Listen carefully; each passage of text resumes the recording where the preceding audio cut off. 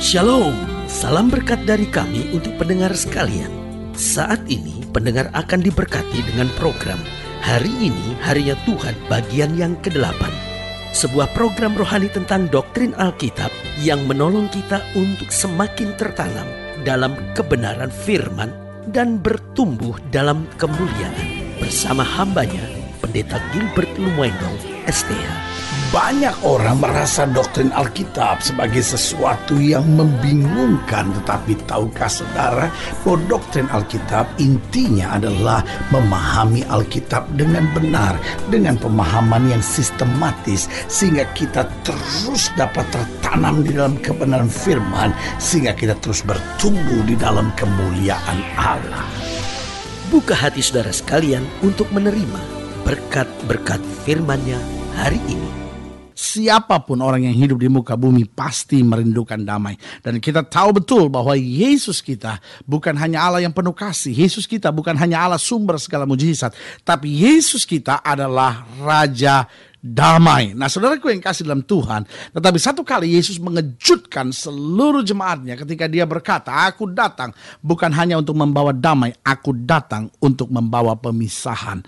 Nah, saudaraku yang kasih dalam Tuhan, mungkin sebagian orang berkata, loh kalau dia datang membawa pemisahan, berarti dia bukan Raja damai. Tetapi saudaraku yang kasih dalam Tuhan, justru damai yang sejati adalah damai yang memisahkan terang dari gelap. Karena kedamaian yang sejati bukan hasil sebuah kompromi, tapi kedamaian yang sejati hasil berjalan teguh di dalam kebenaran. Selamat datang dalam program kita Hari Ini Harinya Tuhan, sebuah program rohani yang mengajar kita untuk mengasihi firman Tuhan, berjalan seturut dengan kehendak Allah, dan menjadikan Yesus yang paling utama dalam hidup kita. Haleluya. Dan dalam program ini kita sedang membahas tentang Yesus membawa pemisahan. Judul ini memang sesuatu yang sangat kontroversial sekali, sulit dipahami oleh banyak orang karena kita tahu betul bahwa Yesus datang untuk membawa damai. Bagaimana Yesus bisa datang untuk membawa pemisahan?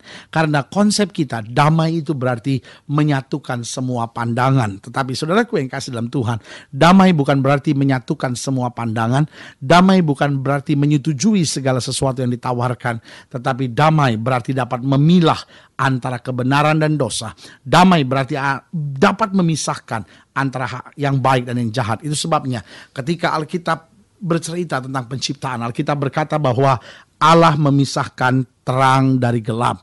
Berarti itu jelas di hadapan kita untuk kita pahami bahwa Allah yang membawa damai adalah Allah yang selalu akan memisahkan terang dari kegelapan. Haleluya.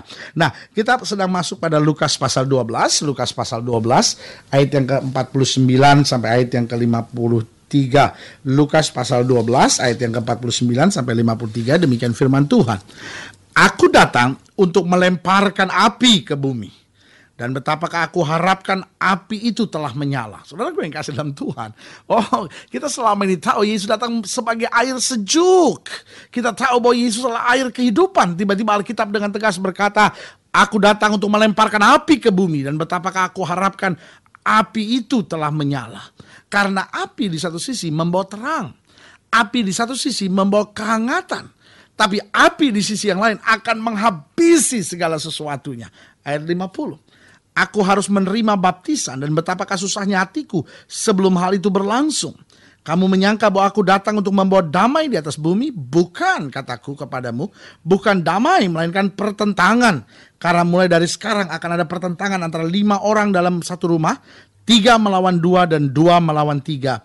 Mereka akan saling bertentangan, ayah melawan anaknya laki-laki, dan anak laki-laki melawan ayahnya, ibu melawan anaknya perempuan, dan anak perempuan melawan ibunya, ibu mertua melawan menantunya, perempuan dan menantu perempuan melawan ibu mertuanya.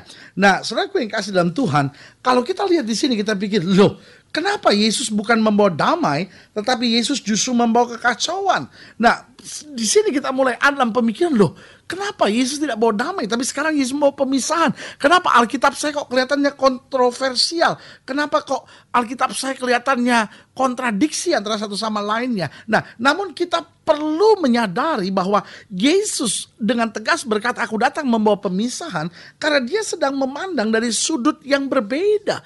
Betul, dia datang membawa damai bagi yang susah, bagi yang menderita, bagi yang kesepian, kesusahan, bagi yang terbuang, bagi yang sedang tertekan. Dia datang membawa damai.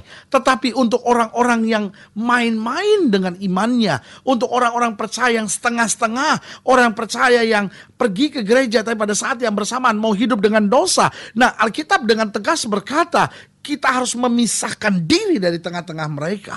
Karena Alkitab mau jelaskan buat kita bahwa pemisahan di sini bukan berarti bahwa Kristus nggak datang lagi bawa damai, sama sekali tidak. Damai tetap Dia berikan buat kita. Tetapi di sini yang mau dijelaskan bahwa pemisahan di sini adalah pemisahan diri kita dari segala sesuatu yang merampas damai sejahtera di dalam hidup kita. Nah, mungkin setelah mendengar program ini sudah berkata, apa yang dimaksudkan? Bahwa Yesus datang membawa pemisahan. Yesus tidak datang membawa damai. Berarti yang pertama di sini jelaskan bahwa Yesus tidak mengenal kompromi. Saudaraku yang kekasih dalam Tuhan, kedamaian bukan alasan untuk kompromi. Ya, pendeta, supaya rumah tangga kita tidak ribut, suami saya mau punya dukun, suami saya mau punya guna-guna, suami saya mau berzina, biarkanlah, saya diamkan saja. Saudaraku yang kasih dalam Tuhan, itu bukan berarti kita hidup dalam kasih. Itu berarti kita hidup dalam kebodohan. Kita membiarkan dosa, kita membiarkan kehancuran, bahkan kita membiarkan setan merampas suami saudara dan menyeretnya ke neraka. Mungkin setelah mendengar program ini dan berkata, kalau gitu saya harus bentak-bentak dia, saya harus maki-maki dia dan bilang, pokoknya lu gak boleh pulang dari ke rumah ini ya, kalau lu masih punya perempuan yang gak benar itu. Saudara gue yang kasih dalam Tuhan, bukan itu juga yang Tuhan menghendaki. Tapi yang Tuhan sedang ajar kita harus jadi orang percaya yang tidak mengenal kompromi. Artinya, kebenaran harus tetap dinyatakan. Bukan berarti kebenaran harus diteriakkan. Bukan berarti kebenaran harus disampaikan dengan cara-cara yang kasar. Kadangkala bukan kebenarannya yang ditolak, tetapi kadangkala caranya yang ditolak. Karena kebenaran itu memang biasanya menyakitkan. Kebenaran itu memang kadangkala tidak diterima. Tetapi saudaraku yang kasih dalam Tuhan, bagaimanapun kebenaran ditolak, kebenaran tetap akan nyata benar. Tetapi persoalannya kadangkala keributan dalam keluarga, keributan dalam pelayanan seringkali terjadi bukan karena pernyataan tentang kebenaran itu, tetapi seringkali cara menyatakan kebenaran itu yang menjadi persoalannya. Jadi saudaraku yang kasih dalam Tuhan, jelas di sini Alkitab mau menggambarkan kepada kita bahwa Yesus adalah Tuhan yang tidak mengenal kompromi. Yesus adalah Tuhan yang menyatakan salah adalah salah, benar adalah benar, dan itu yang menciptakan pemisahan. Kebenaran tetap harus dinyatakan kebenaran. Kalau sudah hidup dengan prinsip seperti itu, sudah mau hidup dengan benar tanpa sudah sadari, sudah akan kehilangan banyak orang. Orang yang tadinya senang dengan saudara, ketika saudara masih tertarik dengan minum mabuk, ketika saudara masih keluar masuk diskotik, saudara masih keluar masuk night club, saudara masih terlibat dengan judi, tiba-tiba saudara ambil keputusan untuk terima Yesus, saudara tinggalkan semuanya tanpa saudara sadari, rekan-rekan dekat saudara mulai menjauh. Yesus datang membawa pemisahan. Jangan kecil hati.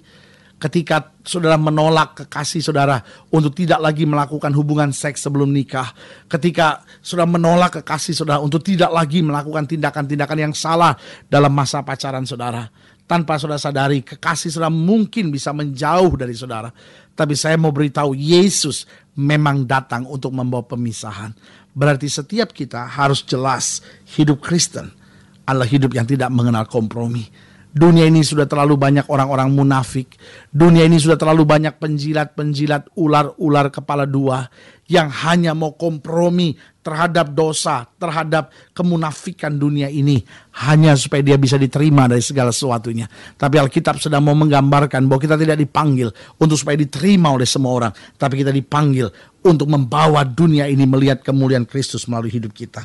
Yang kedua, mengapa Yesus jelas tegas berkata Yesus datang membawa pemisahan? Apa artinya? Yang kedua, bahwa Yesus mengajak kita untuk memiliki ketegasan dalam hidup ini. Saudaraku yang kasih dalam Tuhan, kadangkala persoalannya kita lemah bukan karena persoalan yang terlalu berat. Kadangkala kita lemah bukan karena tantangan dunia, tawaran dunia terlalu kuat dalam hidup kita. Tetapi tahukah saudara bahwa seringkali persoalannya bahwa kita jatuh, kita mulai kembali pada hidup dunia hanya karena kita tidak tegas. Kita takut sekali mengecewakan hati orang, kita takut sekali menyinggung perasaan orang.